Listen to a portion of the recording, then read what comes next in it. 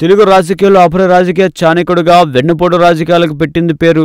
ఎవరంటే టక్కున ప్రతిపక్షాలు చెప్పే మాట ఏపీ రాష్ట్ర ముఖ్యమంత్రి, తెలుగుదేశం పార్టీ జాతీయ అధ్యక్షుడు నారా చంద్రబాబు నాయుడు. ప్రతిపక్షాలు ఆరోపించినట్లే ఉంటాయి ఆయన రాజకీయాలు కూడా. గతంలో తనకు పిల్లనిచ్చి రాజకీయ భవిష్యత్తు ఇచ్చిన టీడీపీ వ్యవస్థాపక నాయకుడు, అధ్యక్షుడు, దివంగత మాజీ ముఖ్యమంత్రి ఎన్టీఆర్కి వెన్నపోటు పడడం దగ్గర నుండి రాష్ట్ర విభజన తర్వాత జరిగిన తొలి సార్వత్రిక ఎన్నికల్లో గెలిచి అధికారాన్ని చేపట్టి కూడా ఆ తర్వాత నయానో భయానో వైసీపీ పార్టీకి చెందిన 21 మంది ఎమ్మెల్యేలను, 2 ఎంపీలను చేర్చుకోవడం వరకు అనేక రకరకాలుగా ఆయన వెన్నుపోటు రాజకీయాలు చేస్తారని ప్రతిపక్షాలు ఆరోపిస్తున్నాయి. తాజాగా త్వరలో నంద్యాల అసెంబ్లీ నియోజకవర్గానికి జరగనున్న ఉప ఎన్నికల్లో విజయాన్ని చంద్రబాబు ప్రతిష్టాత్మకంగా తీసుకోనున్నారు. ఈ నేపథ్యంలో పార్టీ నేతలతో చంద్రబాబు గెలుపు వ్యూహంపై చర్చించడానికి ఏర్పాటు చేసిన సమావేశానికి మంత్రులు భూమాకిల Priya, Amarnath Reddy, Kalva Srinivasulu, Somireddy, Chandramohan Reddy, Narayana, MLA SV Reddy, MLC TD Janardhan, మాజీ మంత్రి ఫరూక్లు హాజరయ్యారు. ఈ సందర్భంగా